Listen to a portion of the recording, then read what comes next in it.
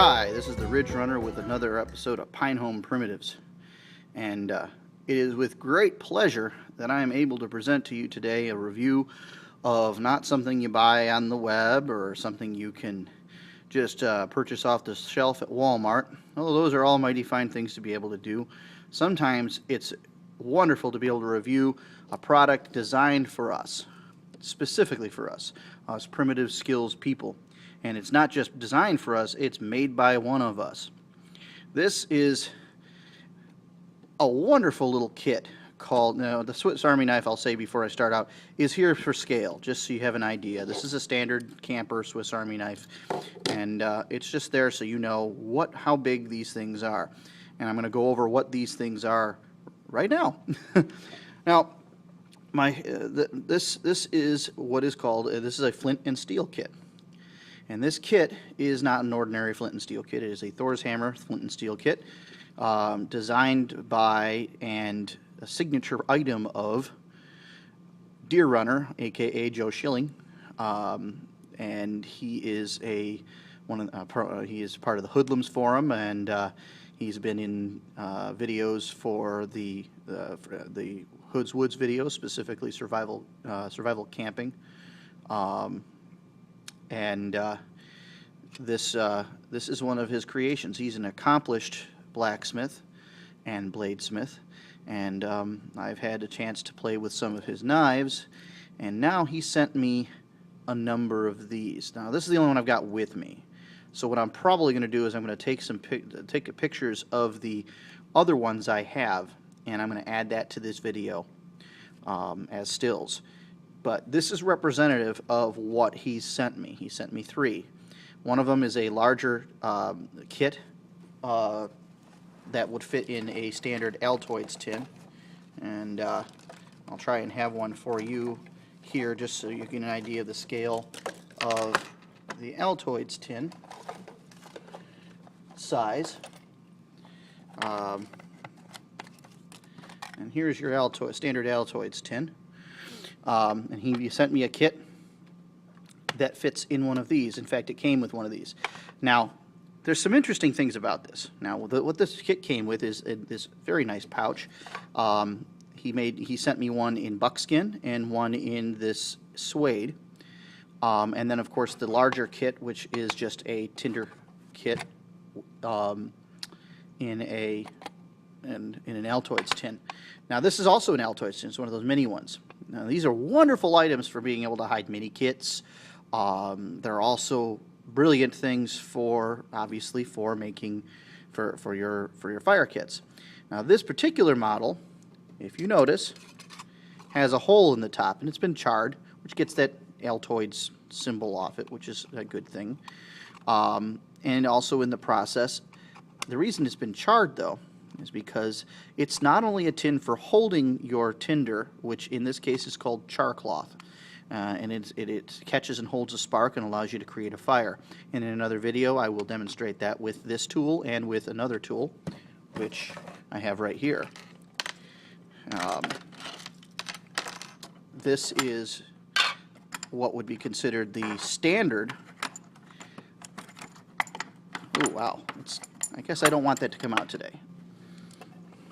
This is the standard issue flint striker. I've had this one for years, and a good friend of mine, Daniel Fry, made this one for me.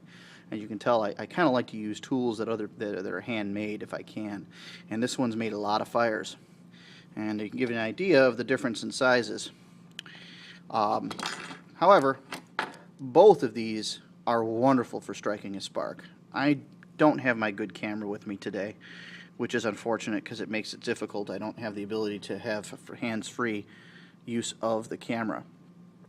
What I can do, though, is assure you that this does strike a spark, and in another video I will strike sparks with it.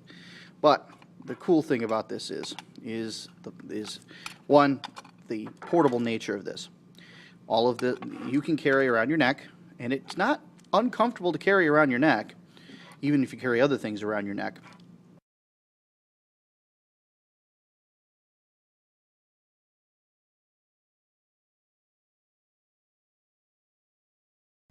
It allows you to carry everything you need to make a fire with flint and steel. And if you look at the size of the pouch, there's a little bit of room in there. If you had a little ferro rod, you could also slide it in the side of the pouch, so you have multiple ways of creating a fire. But when you run out of this char cloth, as I say, hard without the hands-free ability here. When you run out of this char cloth, which is this stuff right here, hopefully it'll focus enough for you guys to see it, you could just make more with this tin. In this case, it's cotton balls, and I had to confirm that because I wasn't sure what this media was that he created, but you can tell there's a big chunk out of it already. I've already made one fire with it, just to test it out, and it works very well. And he uses cotton balls, which it makes sense. I've just always made it with old jeans material, which is also excellent for making char cloth. It came with some very nice white flint, and it does strike a spark. I will tell you that because it's smaller, it's going to be a little harder to hold on to the flint and strike it against the striker the way you would with another one. In fact, you have to use it the opposite way. You have to strike the flint against the striker. But does not negate the capability of making a fire with this. Trust me, it actually does work very well. A unit like this, and I will put a link in the bottom where you can get these, so that you can order one from him yourself, and I'll also put the price point in there. I don't have it off the top of my head, but a unit like this allows you to make fire in many, many different conditions. This is another version of spark-based fire making that allows you to create fire nearly indefinitely, and that's a really good thing to have. And it is that leather and high carbon steel rusticness of flint and steel and simple primitive outdoor skills living in bushcraft that I like to encourage. You can add to this if you like. If you want to have that and then add in your own flint kit as an addition, this is fine. The nice idea about these items is the fact that you have this on you. It's on your person. You fall into a lake. You fall into the. You might want to put a little plastic Ziploc bag. You can get little Ziploc bags. You can put it over the top of this if you want to keep the tinder dry, because obviously it's got a hole in it and it's not secure anyway.